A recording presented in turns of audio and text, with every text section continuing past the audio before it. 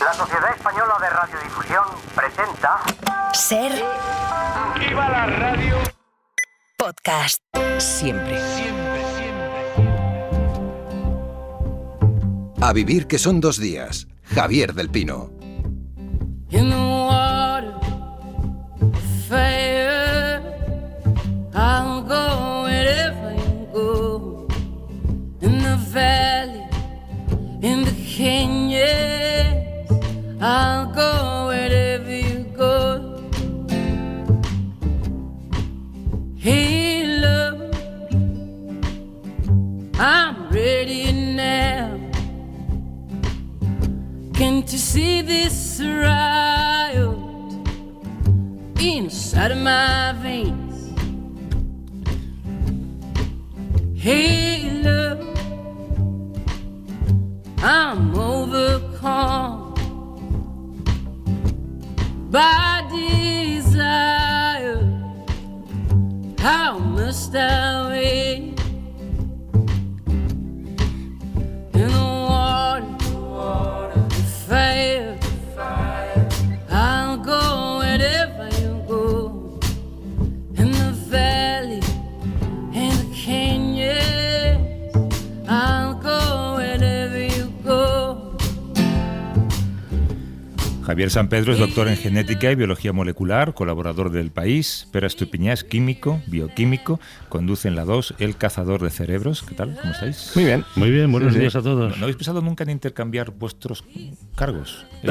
O sea, que tú le invites a presentar el programa y tú le invitas a que escriba columnas en el País. No sé si laboralmente... Hombre, pues se puede bueno, ser. pero podríamos hacerlo en secreto. No, el secreto. Él podría hacerlo en secreto. Yo tendría que emplear algún truco como salir disfrazado de Darth Vader. No, inteligencia artificial, se te cambia un poquito el físico y te pareces a Pera. Hombre, sí, pues sí, eso sí. Se podría plantear, ¿eh? Sí. Yo creo que no es mala idea. No. Yo leería un artículo de Pera en el País y yo Pero, leería un programa de televisión. Sí. Antes que estábamos hablando de que Fauci ha sacado un nuevo libro y que podría ser una buena entrevista para El Cazador, o por lo menos me acompañas. Sí, Tengo que decir que Anthony Fauci ha sido entrevistado en la SER hace muy poco, en el programa que estamos haciendo con motivo del centenario, se llama 21-24, lo hacemos una vez cada 2 meses. Sí, de hecho lo escuché, es verdad. Sí, y me contó en esa entrevista cosas que ahora he leído que cuentan en el libro, sobre el nivel de los insultos que recibía en el despacho Oval por parte de Trump cuando le intentaba explicar lo que es una vacuna. O sea, directamente por Trump. Insultos, sí. Qué fuerte. Y de hecho dice Fauci, dice, por mucho que te caiga mal el personaje y por mucho que lo desprecies intelectualmente, nadie quiere ser insultado por el presidente de Estados Unidos en el despacho Oval. Ostras, y mira que alguien con su experiencia, con su seguridad, o sea, está un poco fuerte, abrasado porque el libro es un recorrido de su experiencia al frente de importantes institutos del NIH. Su papel en el SIDA fue fundamental en Estados Unidos y en el mundo. Sí. Pero claro, todo el mundo se va al último capítulo donde cuenta lo de Trump. Sí. Y está un poco abrasado con eso porque él que también cuenta que cuando intentaba explicarle a Trump lo que significaba la vacunación durante la pandemia, Trump no hacía más que repetir que él nunca se ha vacunado contra la gripe y nunca ha tenido una gripe. Y entonces Fauci pensaba, dice, este hombre sigue sin entender para qué vale una vacuna, ¿no? Es lamentable. No, es un personajazo, Anthony Fauci. Sí, yo lo conocí. Una vida entera, ¿no? Sí, yo trabajé en el NIH cuando estaba en Washington un tiempo y me acuerdo cuando estaba el anterior presidente, el Eliezer Juni, antes del Collins, el Francis Collins, que fue el que vino después, y todo el mundo quería a Fauci como presidente, porque... como director del NIH, que era Francis Collins, el del genoma. El del genoma... Pasará la vida así. Sí. Pero que luego fue director de los NIH también. Que, por cierto, una corrección, una aclaración. Antes, para quien estuviera escuchando en la hora anterior, estaba hablando con Juanjo y ha surgido el nombre de un programa de televisión del que no se acordaba, que se emitía, decía Juanjo, los sábados por la noche, y eran unos austriacos con una perrita, y se acordaba solamente del nombre de la perrita. No, pues doy las gracias a todos los que me lo han recordado, entre ellos Iñaki Gabilondo, que ha sido el primero en mandarme un mensaje. Era Franz Johann y Herta Franklin y la perrita Marilyn. Sí, Franz Johann, madre, yo era un niño pequeño, sí, pero me acuerdo, tengo un vago recuerdo de eso, sí. La perrita Marilyn es muy famosa y había muñecos para niños, sí. Franz Johann y Aretha Franklin. No, Aretha Franklin es otra cosa. Herta Frankel. Herta Frankel, austriacos, según ha dicho Juanjo. Oye, esta semana el gobierno ha inaugurado la nueva oficina de asesoramiento científico que habían anunciado hace meses. ¿Tú estuviste, Opera, en la presentación? Sí. Perdón, en la presentación. Sí, estuve en la presentación y además tuve la oportunidad de que unos días antes nos lo explicaran unos cuantos periodistas científicos así en detalle cómo funciona. La verdad debo decir que está muy bien pensada, yo creo que muy bien organizada y promete. O sea, el gran reto es incorporar casi de manera ecosistémica a científicos dentro del gobierno, ¿no? Y para eso quieren hacer varias acciones. Una sería que y esto ya está decidido, ¿no? Y creo que la convocatoria ya ha salido en el BOE, o sea que cada uno de los 22 ministerios que existen en el gobierno tenga un asesor científico dentro, ¿vale? Contratado. Y no solo los que lo piden, no unos más o menos, o sea que haya un asesor científico dentro de cada ministerio. Estoy pensando qué haría ese asesor en el Ministerio del Interior.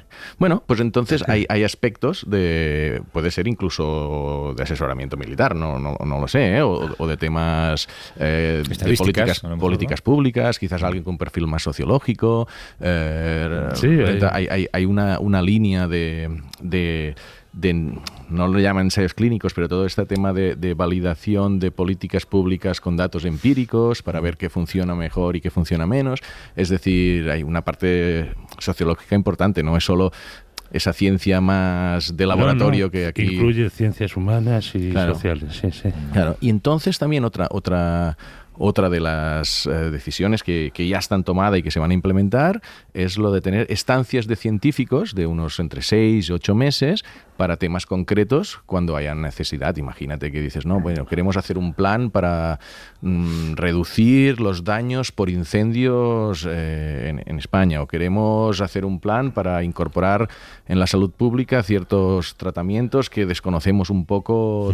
Bueno, entonces incorporar a alguien que esté como misión, sea trabajar en esto. Luego también quieren tener una especie de reserva de científicos por si ocurre algún imprevisto, porque esto viene después de la COVID, es decir, asumen que se improvisó un poco, no solo aquí en España, sino en todos lados. Quizás en algunos países que ya tenían estos grupos de asesores, la respuesta pudo ser un poco más rápida, entonces tener esta reserva de científicos, ¿no? Y insisten mucho también en esta visión aplicada de la ciencia, no aplicada como lo que a veces planteamos de transferencia industrial, que esto está muy bien y eso es una de las necesidades, de las carencias y las necesidades que tiene España de sacarle más partido industrial, económico a la investigación básica muy buena que tenemos, pero además de esto que tenga una aplicación directa en el bienestar de las personas, en las políticas públicas. Entonces, creo que van a incorporar del orden de entre 50 y 80 científicos en los próximos meses / años, y con esta visión de que estén incorporados de manera ecosistémica, o sea, que haya no solo ese conocimiento, sino esa manera de pensar, esa manera de buscar información que tiene el científico, esa red de contactos que tiene el científico. Entonces es incorporar esta visión dentro. Oye, que estuviste en la Feria del Libro, por cierto. Sí. Bueno, fuiste de aquí a la Feria del Libro. ¿Qué tal te fue la semana pasada? Pues mira, mejor de lo que pensaba. Es un misterio. En Sant Jordi no fue todo lo bien que me hubiera gustado, por decirlo suave, pero el domingo vinieron muchos oyentes de La Vivir también. A los que regalaste el libro sin cobrar, claro. ¡Ay, que se me olvidó! Ya. Que lo habíamos prometido. Uno sí que vino y lo planteó, sí. Lo planteó, ¿no? Sí. Oye, que acabas de decir... que era un regalo, ¿no? Sí. Javier Milés, de años antes de que el cristianismo se lo apropiara, la noche de hoy, que es la de San Juan, que era una fiesta pagana. Tú publicas, creo que es hoy en el papel, ayer estaba en la web. Ayer en el papel, sí, y mañana en la web. No, y en la hace web 4 también. días en la web ya. Ayer en la web y en el papel. Sí, hablas de las hayas. Sí. Porque justo estos días, ¿no? Es el 21, es el solsticio de verano. ¿Fue? ¿Sí? Es que ya pasó, sí. Pero vamos, estamos hablando de unos días, ¿no? El solsticio de verano no siempre es el 21, a veces es el 20, el 22. Y hay un fenómeno que es conocido en Europa, en toda Europa, desde los países nórdicos hasta el Mediterráneo y de Algeciras a Estambul, como dice el poema, ¿no? Que las hayas, los árboles, me refiero, las hayas, los hayedos, están extraordinariamente sincronizados en su producción de semillas, ¿no? Y ocurre justo en esta época.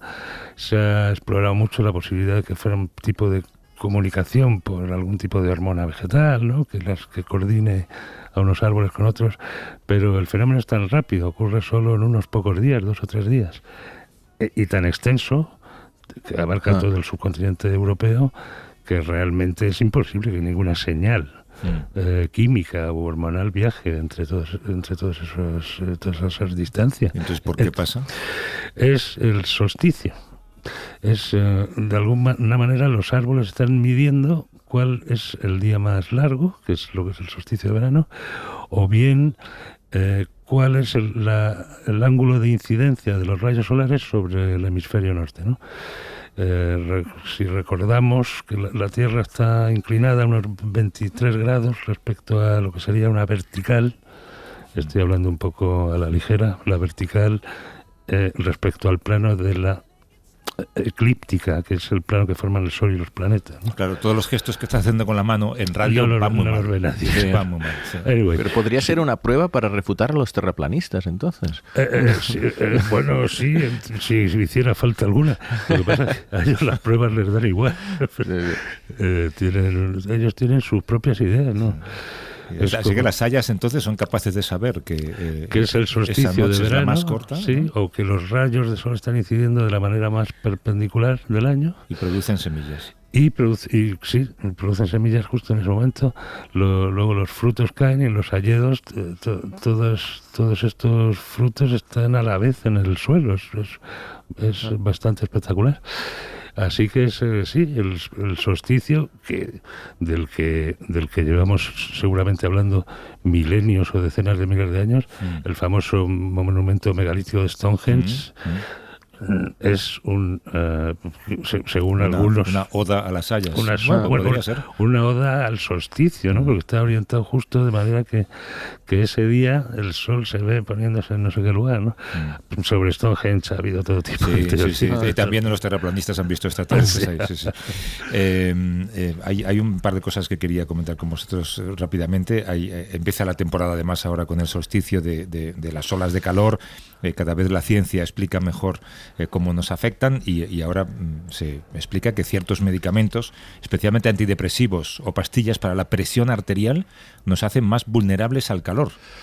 Sí, esto salió en el New York Times hace unos días. Claro, aquí las olas de calor van a ser cada vez más frecuentes y se buscan más efectos y más alertas alrededor de ellas, y se ha visto esto que los fármacos que son diuréticos, por un lado, pues te pueden deshidratar si tienes una ola de calor, que estos fármacos que pues contra la presión y antipsicóticos y antidepresivos pues afectan a los mecanismos de regulación de calor del cuerpo. Entonces simplemente es la gente que los tome, pues que sí que debe estar un poco alerta de los síntomas, pues el agotamiento, esa especie de sensación pegajosa de la cara, esta es una pregunta absolutamente ingenua, pero entonces ¿podría fabricarse un medicamento para la gente, por ejemplo, que es friolera y quiere dejar de serlo porque no quiere cargar con una chaqueta toda su vida?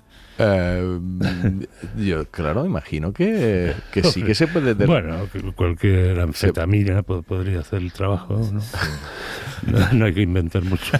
Sí, y otros productos también. Otros productos que acaban en enina. Sí. Un chupito de algo. Incluida la cafeína. No, el chupito no, porque el alcohol dilata los poros. Entonces te calienta de entrada, pero dilata los poros de la piel, empiezas a evaporar agua y te enfría. Mira. Pues muchos mendigos que mueren en invierno son alcohólicos. Joder. Hablando de medicamentos, Ozempic tiene o va a tener un competidor que es el Ozempic chino, porque claro, China e India, con la población que tienen, están trabajando en sus versiones y más baratas de ese medicamento. Por una parte, puede democratizar el acceso a los tratamientos, pero no deja de ser una violación de patente en algún punto, ¿no? No, la semaglutida, que es la base del Ozempic, el Wegovy, caduca su patente dentro de 2 años, en el año 26. Y hay una versión anterior que no se llama semaglutida, sino loriglutida o loraglutida, que ya tiene la patente caducada. Entonces este primero ya está comercializándose, de hecho, en India. Y en el año 26 el Ozempic y el Wegovy tendrán versiones genéricas o biosimilares. Hay una pequeña diferencia, pero no tenemos que entrar en ella entre genérico y biosimilar. Es que estos fármacos son más complicados que una molécula clásica como el paracetamol, por ejemplo. Esto ya todo el mundo lo sabe. Sí. Eso, claro, efectivamente, que el paracetamol lo hace cualquiera en un laboratorio, en el cuarto de baño de su casa, ¿no? Pero esto son péptidos. Esto que has dicho es verdad, que después hace paracetamol. Sí, hombre, paracetamol. ¿Con alquimicefa? Aspirina se hacía con alquimicefa, precisamente, ¿no? Con el Cheminova, sí. O sea, ácido acetilsalicílico en los laboratorios de práctica se hace, sí, la aspirina. Entonces, claro, eso es un genérico. Pero lástima que la gente no vea la cara de Javier. Bueno, tú cómpralo siempre de marca, de marca. Sí.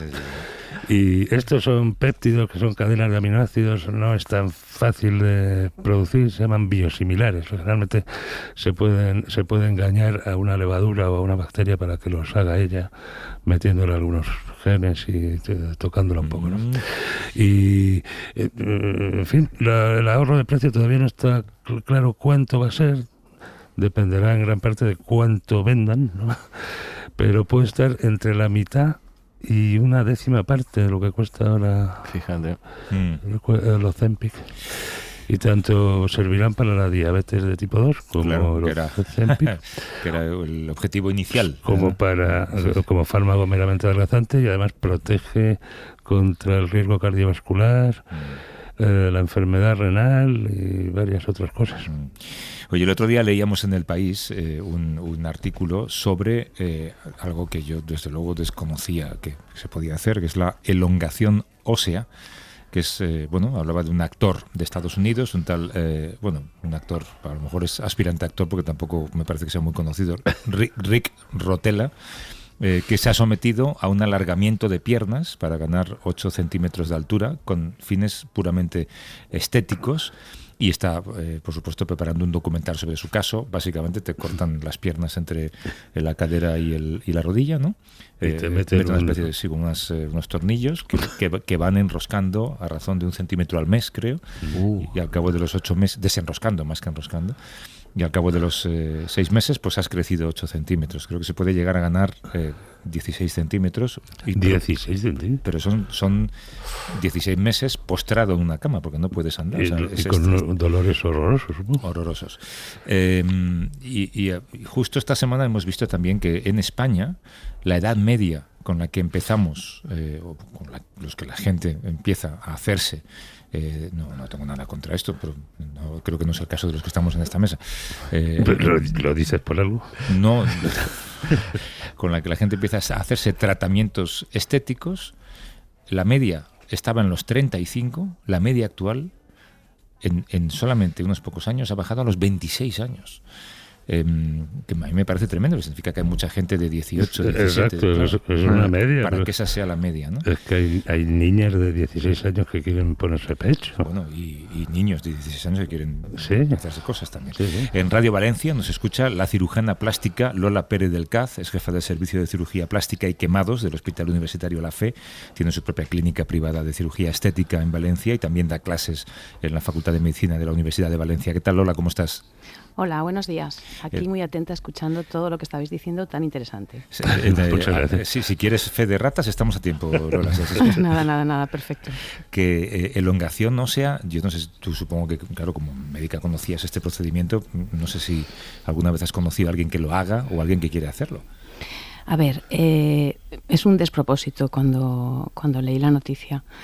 Yo creo que hay un límite que no podemos traspasar. Este procedimiento no es de ahora, es de hace muchos años, porque sobre todo era para corregir dismetrías y tiene mucho sentido, secuelas de polio y otro tipo de secuelas. Se hace desde traumatología, pero cuando yo creo que se cruza una línea y le planteamos una indicación estética, yo personalmente no estoy muy de acuerdo. Yo creo que ponemos en la balanza el beneficio-riesgo y realmente es tan beneficioso por crecer un poco en altura, someterse a todas las complicaciones que puede traer esa intervención, que aunque fuera exitosa no sabemos con los años la repercusión que puede tener.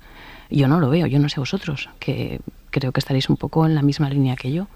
Pero tremendo, tremendo. Bueno, yo me fijaba cuando leía el artículo, que estaba muy bien, por cierto, muy bien investigado y muy bien explicado. Creo que sí que hay un lugar en España en el que ya se hace.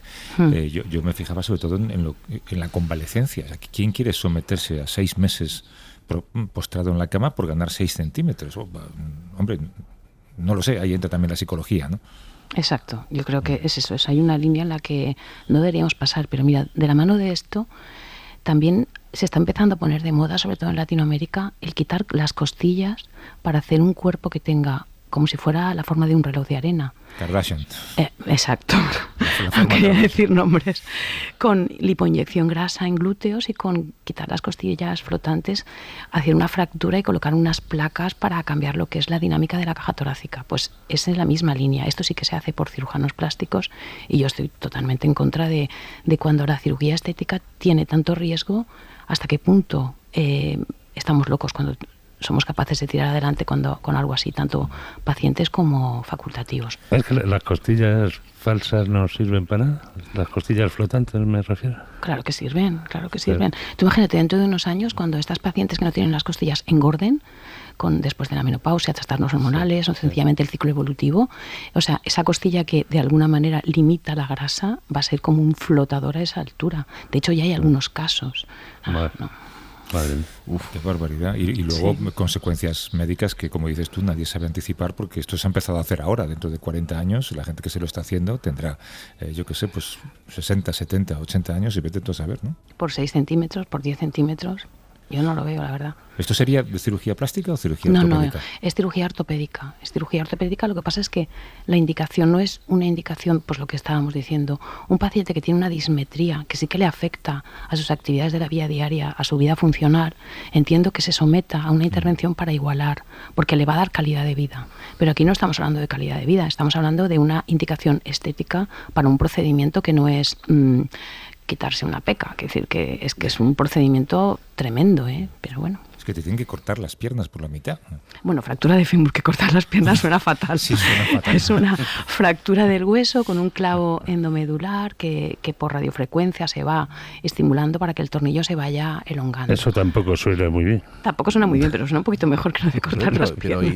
¿Y tus compañeros que lo hacen, qué argumentos tienen para hacerlo? No lo sé.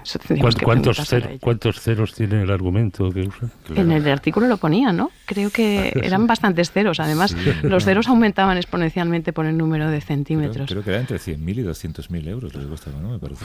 Bueno, este es el argumento, sí. Claro, esto, Lola, me cuesta preguntártelo, pero supongo que puedes responder. ¿Tú has conocido a compañeros tuyos sin escrúpulos en ese sentido? Pocos. La verdad es que en general y afortunadamente el colectivo médico y el colectivo que yo conozco, que son los cirujanos plásticos, reparadores y estéticos, pues puede ser que todos, sobre todo cuanto más jóvenes hemos tenido alguna indicación que de mayor no te planteas, pero en general yo creo que hay mucha sensatez en la clase médica y en la cirugía en general y en la cirugía estética en particular también. Afortunadamente. Claro, pero es que el caso de la elongación ósea, esta sí que es verdad que es desaconsejable por todos los sentidos, por la parte de riesgos. Pero y lo que hablábamos antes que Javier anunciaba de la gente tan joven con estas presiones? ¿De dónde les vienen las presiones? ¿Les vienen de los filtros de redes sociales o les vienen de los compañeros? O sea, ¿por qué está reduciéndose tanto esta edad a la que ya quieren cambiar sus cuerpos? Yo creo que obviamente es por todo el acceso a la información que tenemos con Internet. Cada vez son más jóvenes con móvil y con acceso a todo. La información es buena y es necesaria, pero cuando esa información normaliza muchos procesos que no son tan normales, es cuando ocurre esto. Muchos de los jóvenes viven en las redes sociales, en TikTok, en Instagram, con filtros, con influencer. Entonces todos queremos ser igual que este, que aquella, que el otro. Y por eso yo creo que se ha reducido mucho la edad de acceso a querer ser de la manera a la que estamos bombardeados desde que nos levantamos hasta que apagamos el móvil. En un trabajo como el tuyo, ¿en qué momento evalúas este paciente que me está pidiendo esto? Creo que debo de derivarle de alguna manera hacia psicólogos, o sea, psiquiatras antes de tomar esta decisión.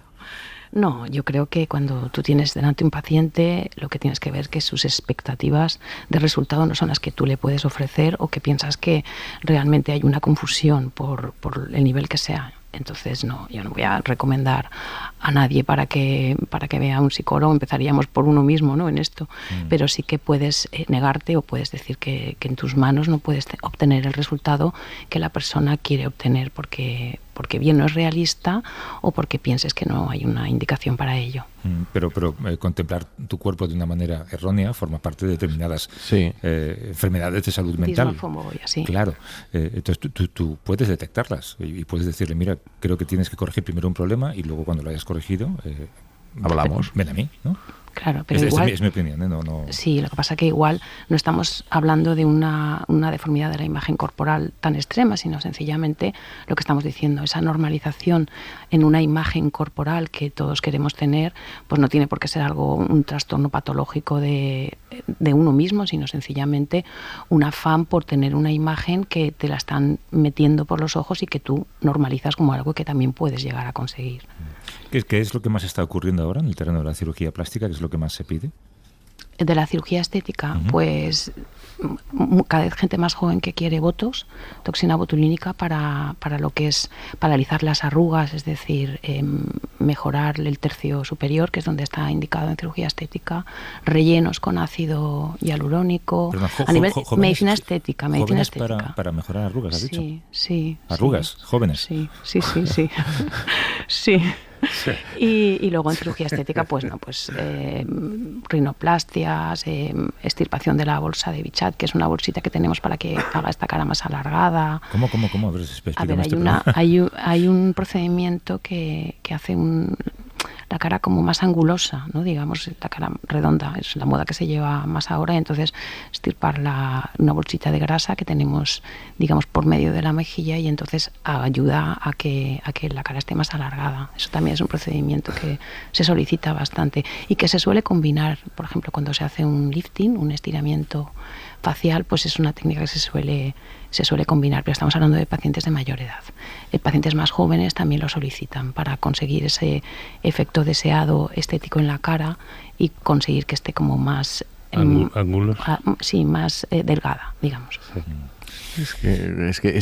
Es una línea interesante, porque yo me veo a mí mismo y piensas, bueno, si fuera un tratamiento inocuo, de decir, quitarte un poco de los párpados para parecer un poco más joven, no fuera, te lo pudieras permitir, y dices, ¿por qué no? O sea, no es que estés en contra de esto, pero lo que decíamos de los límites, es... Ya está pena pidiéndote horas. No, pero... Seguro que no le hace falta nada. No, pero él cree que claro, sí. No, ese es el punto, ¿no? Es decir, porque la aceptación o no... A ver, hay muchos procedimientos de cirugía estética que son muy seguros y que tienen una recompensa muy gratificante para los pacientes, y que no podemos... Claro. O sea, tampoco podemos ponernos en otro extremo. Entonces, imagínate una blefaroplastia, que es un procedimiento que te puede mejorar todo lo que es la mirada y que te puede dejar un aspecto mucho mejor. No tenemos por qué pensar que va a ser lo peor. Sí que es cierto que cuando tú tienes una enfermedad, por ejemplo, has tenido un accidente, una fractura, una apendicitis, una hernia, someterte a esa cirugía lo ves como algo necesario. Sin embargo, en cirugía estética el procedimiento realmente no es necesario. Y entonces ese es el límite que piensas, ¿y vale la pena? Bueno, pues para muchos pacientes sí que vale la pena. Y someterse a una intervención de cirugía estética por un profesional cualificado, no tenemos por qué pensar que es pues como lo de cortar las piernas, que dice Javier, sino que bueno, la cirugía estética, fractura de fémur. El lenguaje grosero dando las Exacto. Pues no tenemos por qué pensar que es algo que es una locura, sino todo lo contrario. La cirugía estética nace para mejorar nuestro aspecto a muchos niveles y que bien realizada con un profesional cualificado, pues tiene un rendimiento también a nivel psicológico importante. Claro. Son muchos los pacientes que se benefician y que va muy bien desde, ya te digo, mejorar el aspecto estético de tu cara o de tu cuerpo. Y no tenemos que pensar que es una locura. Otra cosa es lo que cada uno estaría dispuesto a hacerse. Claro. Y ahí viene un abanico que es posible que se haya ampliado por toda esta información que tenemos en las redes sobre procedimientos estéticos, pero yo creo que no es malo. Déjame dar el número de teléfono que suelo dar habitualmente, se me ha olvidado antes. Fuera de antena te lo doy, no te preocupes. 638, no el tuyo, el nuestro. 638-855-349 es un número de WhatsApp al que nos suelen llamar oyentes para preguntar alguna duda que tengan y que la resuelvan Javier o Pera, pero seguro que habrá gente que igual te quiere preguntar algo, Lola. 638-855-349. Es muy interesante esto que decías, porque claro, siempre se dice, por ejemplo, que la sociabilidad, ser más sociable, sobre todo cuando vas avanzando en edad, mejora mucho tu calidad de vida y seguramente tu expectativa de vida. Y hay gente que a lo mejor a través de una cirugía plástica puede estar más abierta, ¿no? Pues se le puede curar un trauma, por decirlo de alguna manera.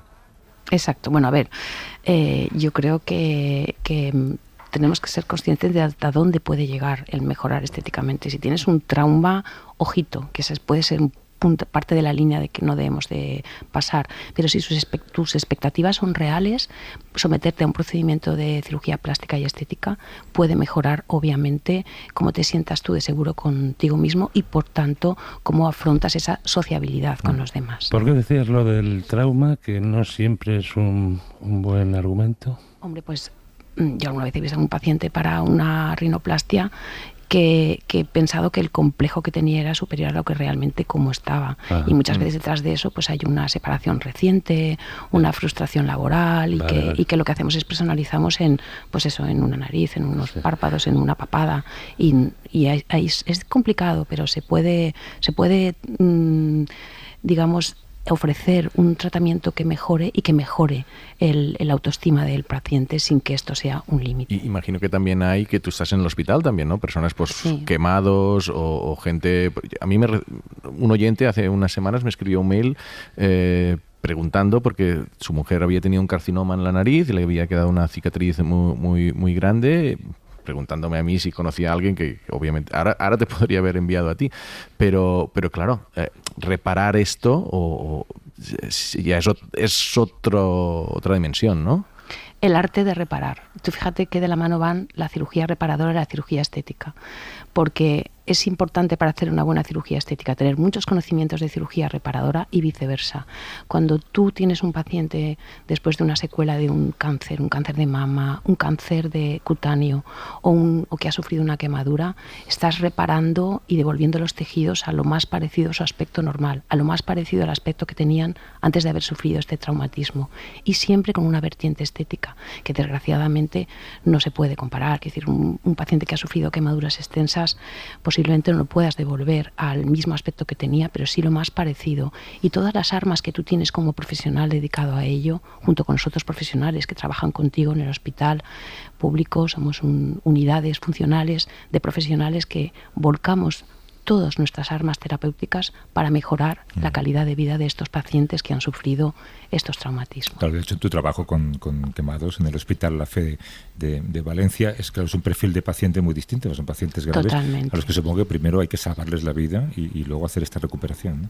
Desde el minuto cero en el que el paciente ingresa, además de salvar la vida de la mano de los anestesistas, de los infectólogos, de las enfermeras, de auxiliares, de todo el equipo de profesionales y, por supuesto, cirujanos plásticos que estamos en la unidad, también es en ese mismo momento el equipo de rehabilitación empieza a actuar para prevenir las secuelas, porque el mejor tratamiento de una secuela es esa prevención.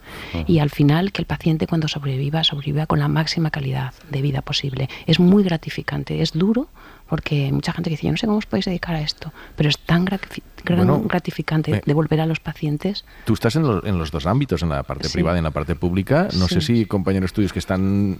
Si hay tanta demanda y imagino que se gana uno mejor la vida en la parte privada de medicina estética que no en la pública, si hay como falta de profesionales que se van yendo a la privada, si esto ocurre o no. Ay, ¿de verdad quieres que hablemos de esto? No lo sé. Sí.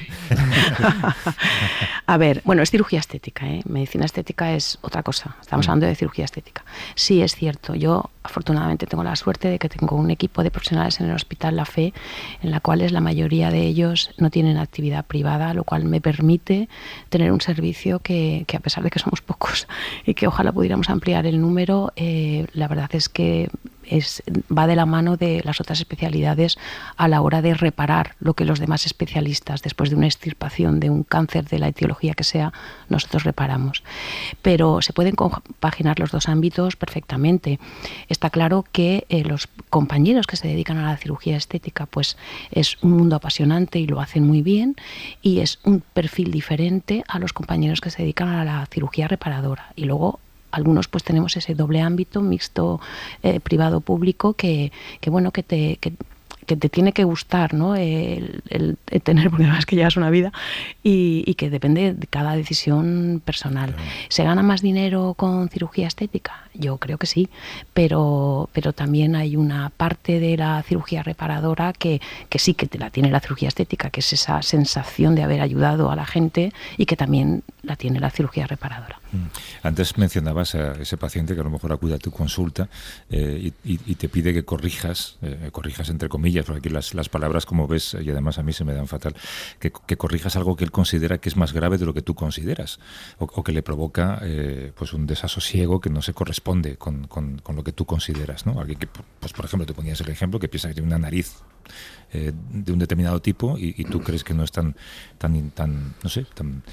defectuoso, por decirlo de alguna forma. ¿Se lo dices? Sí. A ver, sí, lo que tienes que decir es lo que te he dicho antes. En mis manos yo no puedo conseguir el resultado que tú estás buscando, y además realmente pienso que no es necesaria la intervención o la expectativa que tú tienes, que tienes demasiado complejo para realmente el aspecto que tienes. Sí, o sea, es bien explicado. Es que no es nada malo. Es decir, uno puede tener unas expectativas que no se pueden cumplir en la realidad. Pero ahí estás actuando como un profesional de psicología estética, digamos. Estética, exacto. Bueno, ¿y vosotros? ¿No creéis que vosotros también ahí en el otro lado tenéis una psicología especial para llegar a todo el mundo y para saber tratar los temas todos de alguna manera? ¿Cómo reaccionan cuando se lo dices? Bien, reaccionan bien si lo explicas bien.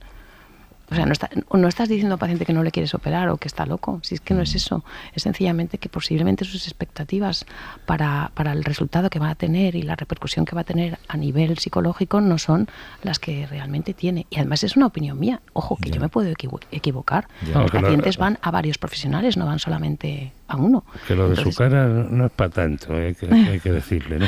Voy a apuntarme eso para la próxima vez que me pase. Su cara no es para tanto. Oye, espera un segundo, Lola, porque antes he dado el teléfono y lógicamente está llamando mucha gente y aprovecho que estás aquí para que hagas consultas gratis. Exacto. Ramón, desde Orense, ¿cómo estás, Ramón? Buenos días. Hola, buenos días. ¿Cómo vas? Buenos días. Saludos para todos, muchas gracias por el programa. Gracias. Os escucho todos los días. Bueno, todos los domingos y fines de semana. Buenos días también a la doctora. Yo lo que quería preguntar es que a medida que uno se va haciendo mayor, pues parece que la papada pues va haciendo su aparición. Y a veces uno se pregunta, dice, bueno, pues esto me lo quitaría. Pero no sabemos en general, bueno, porque a lo mejor no nos informamos, pues no tenemos el atrevimiento de decir, bueno, pues sí, me voy a poner en manos de alguien a ver si esto tiene riesgos o no tiene riesgos. Y como ahora se estaba hablando con una persona muy docta en esos aspectos, pues se me ocurrió preguntar si realmente quitarse la papada tendría algún tipo de riesgo, si es una operación complicada, si lleva mucho tiempo de posoperatorio, en fin, este tipo de cosas. Muy bien, gracias Ramón. Muchas gracias. Hasta luego. Muchas gracias. Lola, la papada. Así, a pelo, sin verlo. A pelo, venga. Bueno, vamos a ver.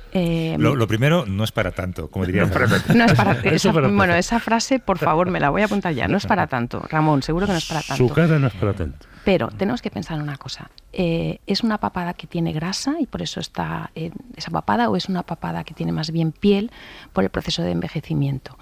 La piel, con los años, nuestra dermis, que es la capa que le da elasticidad, se va envejeciendo y se va perdiendo.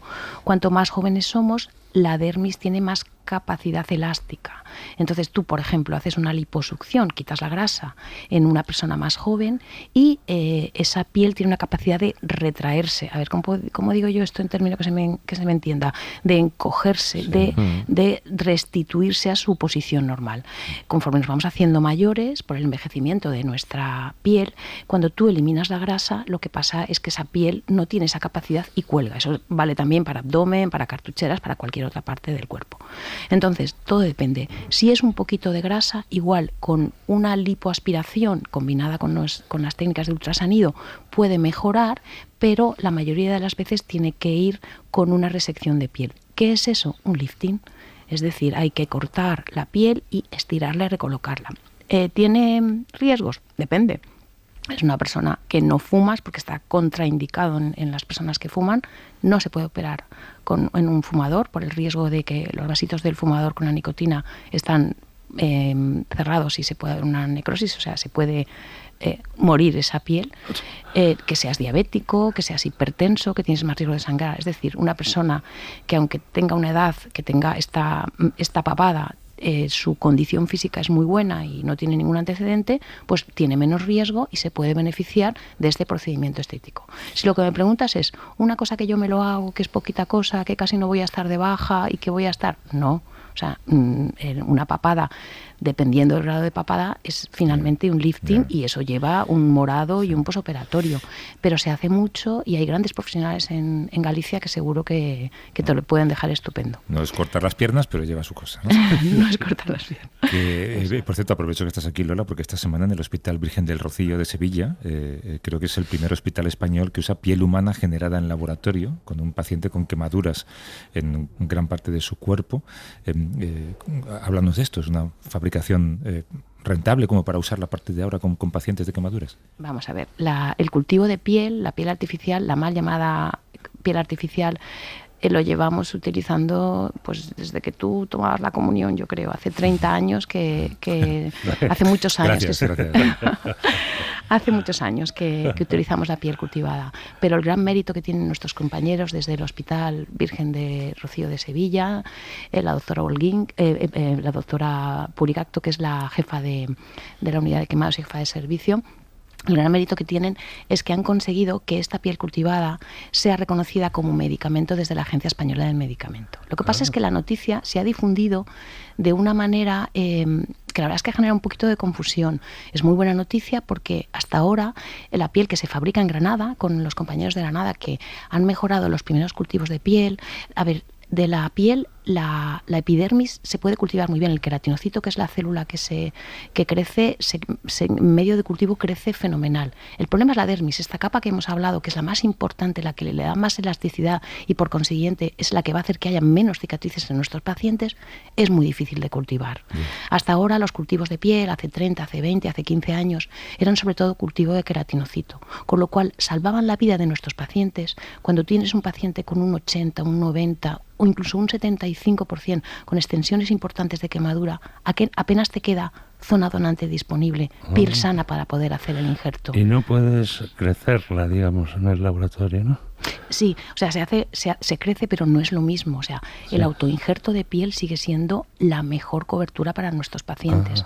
Pero cuando tú no tienes piel sana para después de quitar la quemadura poder hacer la cobertura, recurres al cultivo de piel, a expensas de que esa piel cultivada es de peor calidad que tu propia piel. Entonces, quiero aclarar esto porque, bueno, yo he recibido una cantidad de mensajes y de llamadas de muchos pacientes diciendo, entonces, con esto vamos a estar mejor. No, con esto vamos a salvar la vida de los pacientes que no disponen de suficiente zona donante, porque conseguimos la piel. Y gracias a las mejoras que ha tenido la piel, que están fabricando en Granada, que también se está fabricando en Oviedo, gracias a las mejoras, esa piel ya es más parecida a una piel normal, pero no es, todavía estamos lejos, pero salva la vida de nuestros pacientes que no tienen suficiente zona donante. Entonces, la novedad de la noticia es que la Agencia Española del Medicamento, por fin, es un medicamento que se puede utilizar. Antes lo teníamos que hacer como uso compasivo, pidiéndolo. Y ahora ya en Sevilla, de momento, es el primer hospital, el único en el que se puede hacer.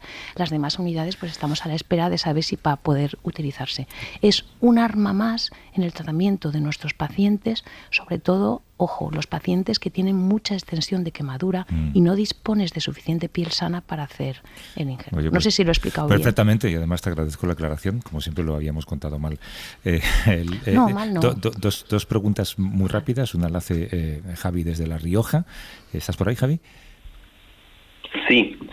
Buenos días, muchas gracias por el programa. La pregunta que quería hacer es, ¿cómo puedo elegir un centro donde me hagan una evaluación y una cirugía y sean serios? Pues Lola, no sé cómo elegir al profesional adecuado. Pues mira, si lo que tú estás buscando es un procedimiento estético que piensas que puede requerir cirugía, tienes dos opciones. Puedes ir hay una web de la Sociedad Española de Cirugía Plástica, Reparadora y Estética, donde tienes todos los profesionales. Puedes buscar a los profesionales que estén más cerca en La Rioja, donde tú vives, y también puedes llamar al Colegio de Médicos de tu ciudad para preguntar cuáles son los profesionales que están, porque todos estamos colegiados con nuestra especialidad. Yo creo que es la forma más segura, bien a través del portal de la Sociedad Española de Cirugía Plástica, Reparadora y Estética, donde vas a tener los profesionales que hay, o en el Colegio de Médicos. Con cualquiera de las dos vertientes seguro que no vas a fallar. Y una última que te traslado, y además me parece una pregunta interesantísima sobre la que podrías estar hablando media hora, pero nos queda solo un minuto, es si tú piensas, por tu experiencia en este trabajo al que te dedicas, que las operaciones de cirugía estética generan adicción.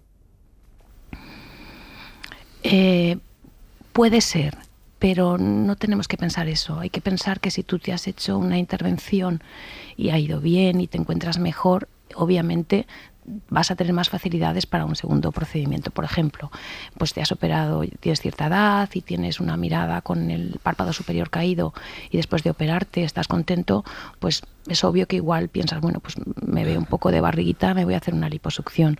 Obviamente, no es que genere, digamos, adicción, quita el miedo, ¿no? Sino que si estás contento con ese resultado, pues va a favorecer. Vas a por más. Claro. Pero no es una adicción en el sentido clínico, ¿no? Como las adicciones a las drogas o al juego, ¿no? Exacto. Que haya algún perfil de pacientes con una alteración de su imagen corporal y que sí que sean adictos, los hay, pero ya no solo en cirugía estética, también en medicina estética. Sí. Todos hemos visto rellenos de cara que dices, por el amor de Dios. Sí.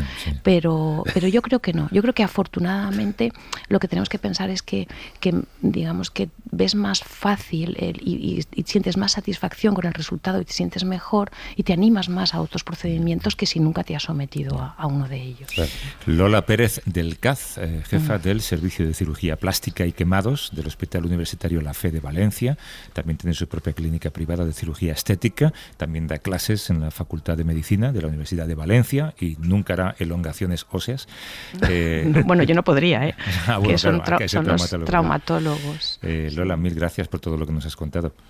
A vosotros y enhorabuena porque es un programa fantástico. Cuídate mucho, gracias. Hasta luego. Hasta luego. Pero Estupiñán, Javier San Pedro, hasta la semana que viene. Hasta la semana que viene. Chao.